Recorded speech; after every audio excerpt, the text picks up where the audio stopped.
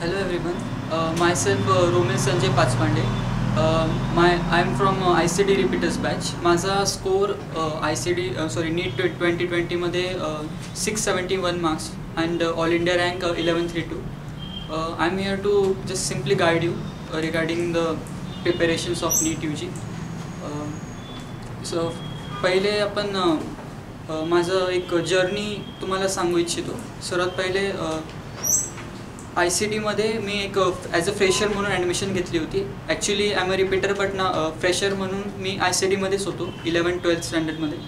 And तेव्हा मी काही mistakes केल्या स्टडीजमध्ये, ज्या की नंतर रिपीट करताना मला समजल्या आणि मी त्या ओव्हरकम केल्या. आणि आता सध्या मला त्याचा जे काही म्हणजे रिझल्ट भेटला आहे तो खूप चांगला भेटला आहे आणि तेच मी तुम्हाला शेअर करेल आज, जेणेकरून तुम्ही तुमचं प्रिपरेशन छान करू शकता. माझं सध्या एम्स भोपाळमध्ये ॲडमिशन झालेलं होतं, but because of few reasons मी माझं ॲडमिशन्स KMला घेतो आहे, KMला करणार आहे. अँड KMला ॲडमिशन झालंच आहे. आणि पुढे ॲडमिशन्स प्रोसिजर संपल्या असताना आता मी इकडे तुम्हाला एक सिम्पल शॉर्ट गाईड द्यायला आलेलो आहे. First of all let start with the strategy how to prepare for NEET. ICDचा पूर्ण स्टाफ, सगळे टीचर्स वगैरे सगळ्यांचा जो सपोर्ट होता माझ्यासाठी तो खूप इम्पॉर्टंट होता माझ्या पूर्ण जर्नीमध्ये. तुम्हाला एक सब्जेक्ट वाईज मी डिवाईड केलं आहे हे सगळं, म्हणजे हे जे काही मी तुम्हाला गायडन्स देणार आहे. So let's start with physics first. Physics is a complete matter of practice. जितकं तुम्ही प्रॅक्टिस करणार आहे फिजिक्स, तेवढाच तुम्हाला त्याचा रिझल्ट भेटणार आहे, बेटर रिझल्ट भेटणार आहे. फिजिक्समध्ये सर्वात पहिले आपले जे टीचर्स आहेत, ऑब्व्हियसली तुम्ही सगळे लेक्चर्समध्ये बघतच असाल, फिजिक्सचे सगळे टीचर्स तुम्हाला प्रॅक्टिसवर खूप जास्त भर द्यायला सांगतात. मिश्रा सर असो, गोडवरकर सर असो, सगळे त्यांना हेच एक त्यांचं सक्सेस की म्हणू शकता तुम्ही, की ते success key for physics is only practice. You have to solve n number of questions, as many question as possible for physics. Physics actually मी सर्वात पहिले नोट्स, ICDच्या नोट्स ज्या होत्या त्या पहिले क्लिअर केल्या. Particular topics, for example let's take example of kinematics. Kinematics जर मी एक टॉपिक पकडला तर मी त्याचे पहिले ICDच्या जितक्या नोट्स असेल माझ्याकडे, बुकलेट्स वगैरे, ते सगळ्या थरोली सॉल्व केल्या. त्यानंतर मी त्याच्या व्यतिरिक्त 3 अजून वेगळ्या रेफरन्स बुक्स सॉल्व केले. So yes, it's a bit lengthy, but lengthy procedure but very effective one. जसं तुम्ही एक रेफरन्स बुक पार करसाल, जसं ते पूर्ण कव्हरअप करसाल, तसं तुमचं अजून त्यात प्रॅक्टिस वाढेल, कॉन्फिडन्स वाढेल, जेणेकरून तुम्ही एक्झाममध्ये इझिली फिजिक्सचा पेपर देऊ शकता. माझं एक्झाममध्ये म्हणजे नीट UG एक्झाममध्ये फिजिक्सचा स्कोर होता 160. And yes, it was only because the practice that I did in ICD.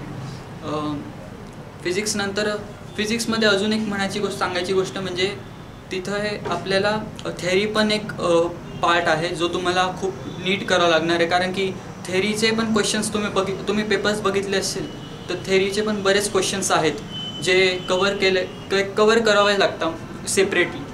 Only फॉर्म्युलाजनी काही होणार नाही. म्हणून त्यासाठी मी सांगेल की रेफरन्स बुक तर आहेच, बट NCERT पण तुम्ही फॉलो करा. बरेच मुलं NCERT फिजिक्सचं बघत नाही, बट तरी जितके पण थेअरीचे क्वेश्चन्स येणार आहेत सगळे NCERTतूनच येणार आहे. म्हणून NCERT पण एकदा गो थ्रू करा फिजिक्ससाठी. कमिंग टू केमिस्ट्री ऑब्व्हियसली तुम्हाला सर्वांना माहिती आहे 3 याच्यात डिवायडेड आहे, फिजिकल C2 C3. त्यात पहिले मी इनऑर्गॅनिकवर जाईल. Inorganic chemistry is similar to biology, you can take like this, because आहे लॉज आहे, बट तिच्यात तुम्ही जितकी रीडिंग करणार आहे NCERTची इनऑर्गॅनिक केमिस्ट्रीची तेवढं बेटर राहील. मी तर म्हणेल जसे तुम्ही बायोलॉजीचे टॉपिक प्रिपेअर करतात NCERTतून, एक्झॅक्टली तसेच तुम्ही इनऑर्गॅनिक केमिस्ट्रीचे पण प्रिपेअर करा NCERTतून. पहिले NCERT पूर्ण क्लिअर करा, मग नंतर रेफरन्स बुकला शिफ्ट व्हा. रेफरन्स बुकमध्ये जे काही एक्स्ट्राचा मॅटर असेल जर तुम्हाला वाटेल तर करा. एक्स्ट्रा बर्डन येऊ देऊ नका, कारण की इनऑर्गॅनिकचं वास्ट सिलेबस असतो खूप, बघायला गेलं तर P ब्लॉक वगैरे.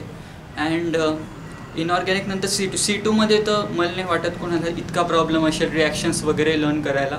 तरी एक सिम्पल ट्रिक म्हणजे जी तुम्हाला तुमचे टीचर्स पण सांगत असतील तर एक चार्ट प्रिपेअर करा, फ्लो चार्ट प्रिपेअर करा. जसे आपले अभिजित सर सांगायचे किंवा आपले केमिस्ट्रीचे म्हणजे एक चार्ट असल्यावर तुमच्या डोळ्यासमोर असल्यावर तुम्हाला इझिली ते सगळ्या रिॲक्शन्स लर्न करता येतील किंवा एक तुम्हाला ते तुम्ही एकदम विसरणार नाही कोणती रिॲक्शन.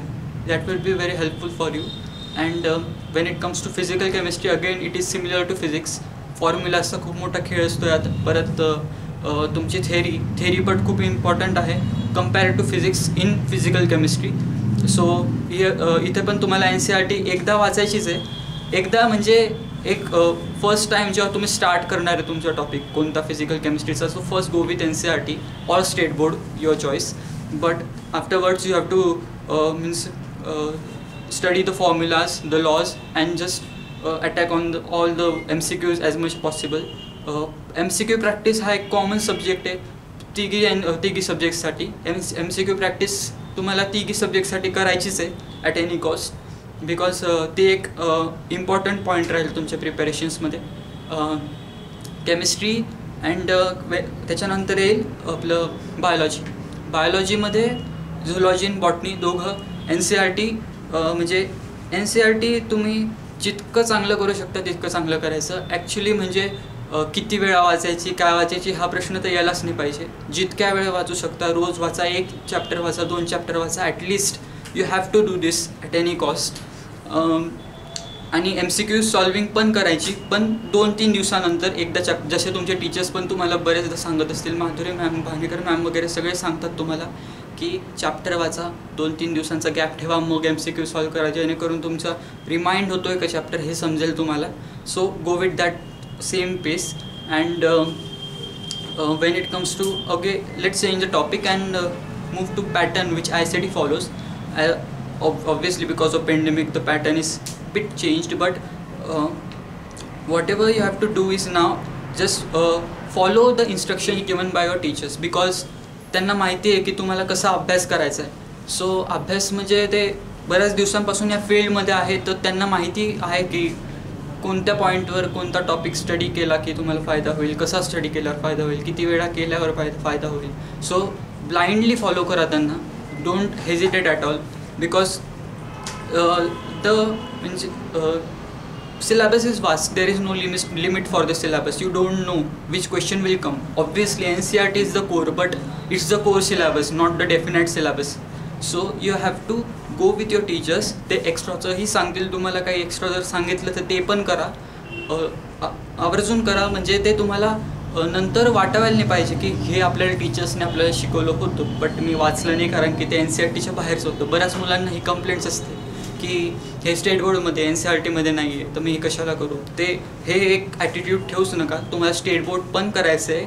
येस, NCERTवर जास्त भर द्या, पण असं नाही की स्टेट बोर्ड करायचंच नाही. पहिली गोष्ट. दुसरी गोष्ट, तुम्हाला टीचर्स जेव्हा शिकवतील तेव्हा कंपल्सरी रनिंग नोट्स बनवायच्याच आहेत, कारण की लास्ट टाईम म्हणजे एक एक्झामच्या आधीचा पिरियड असतो तेव्हा तुम्हाला क्विक रिव्हिजन करायची असते. तेव्हा तुम्हाला फक्त रनिंग नोट्सच हेल्प करतील.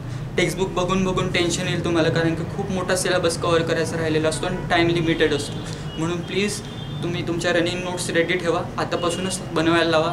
आणि NCERT तर करायचंच आहे, स्टेट बोर्ड पण करायचं आहे. दोघांचे कंबाईंड एक रनिंग नोटचे तुमच्याकडे नोटबुक पाहिजे प्रत्येक सब्जेक्टसाठी, जी तुम्हाला रिव्हिजनसाठी पुढे जाऊन कामा येईल.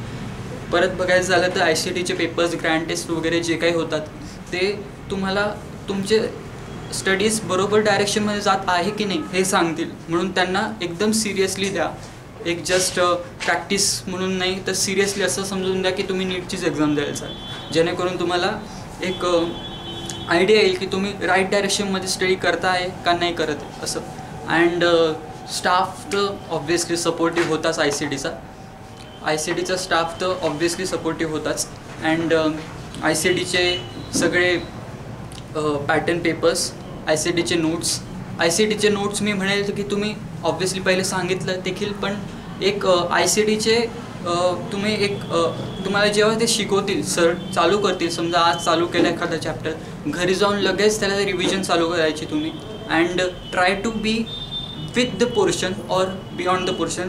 मागे पडू नका. एकदा मागे पडले की तुमचे चॅप्टर्स जमा होत जातील आणि तुम्हाला अभ्यास करायला वेळ भेटणार नाही.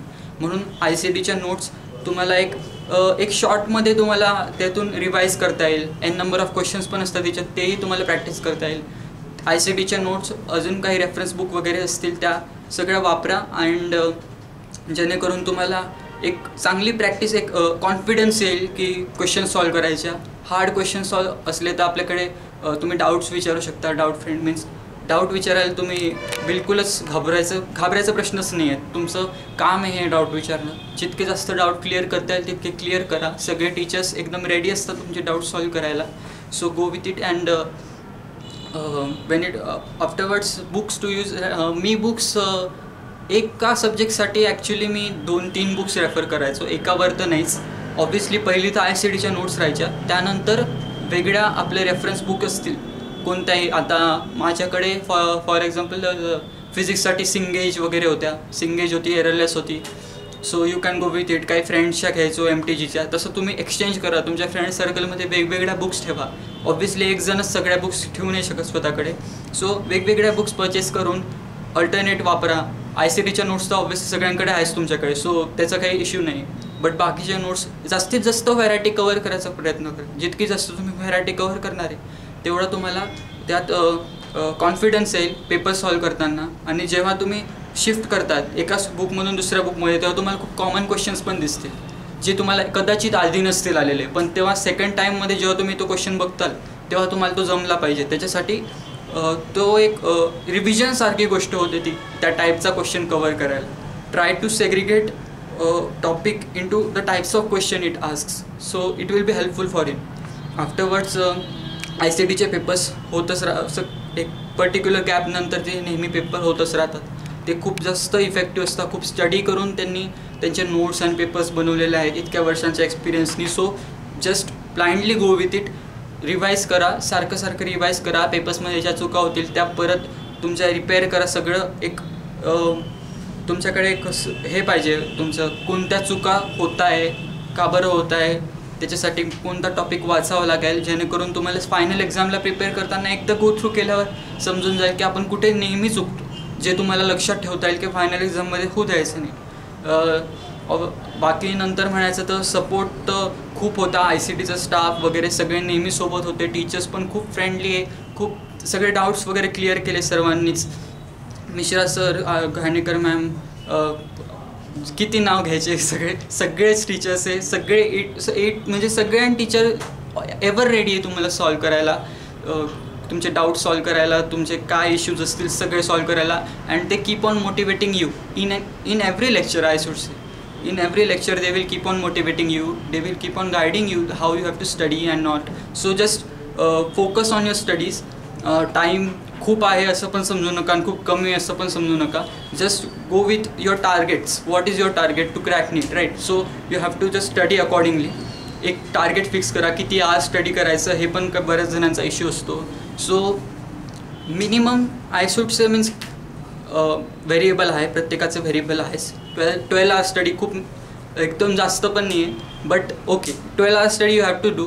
एकदम एकसारखी नाही, म्हणजे थोडी वेळ. आता एकदम कंटिन्यू तुम्हाला 12 आवर्सचा टाईम भेटतो की नाही हे मन सांगता येत नाही. सो जस्ट गो विथ एक टाईम टेबल बनवा तुमचा, त्यानुसार फॉलो करा. बट 12 आवर्स स्टडी तर व्हायला पाहिजे मिनिमम. नाही तर असं 12 आवर्स जमत नसेल तर ॲटलिस्ट एक टार्गेट फिक्स करा दिवसाचं. आज मला ट्युशनमध्ये जे काही शिकवलं आहे मी ते स्टडी करेन, परत उद्या जे काही शिकवणार आहे ते पण आज स्टडी करेन, त्याची प्रॅक्टिस करेल, जेणेकरून तुम्हाला दुसऱ्या दिवशी अजून चांगलं समजेल की आज मॅमनी जे काही शिकवलं आहे ते आपण बरोबर वाचलं होतं का, घरी नाही वाचलं होतं, काय चूक केली होती. हे असे जितके जास्त डाऊट तुम्ही क्लासमध्येच सोडवू शकता तितके जास्त सोडवा, जेणेकरून तुम्हाला त्याचा वेगळा वेळ द्यावा लागणार नाही आणि तुम्हाला जास्तीत जास्त MCQ सॉल्व करता. बाकी तर सपोर्ट वगैरे म्हणायचं झालं तर पॅरेंट्सचा ऑब्व्हियसली तुमच्या मागे सपोर्ट आहेच, नेहमीच राहणार आहे, त्यात काही वादच नाही आहे. And this was my 3 year journey. Obviously 1 year तर repeat and second 11-12. This was my 3 year journey in ICT. And all I should say is this, they are ready to give you everything whatever you want. Just the thing is you have to work hard for your exams and just crack it. That's it. Thank you so much.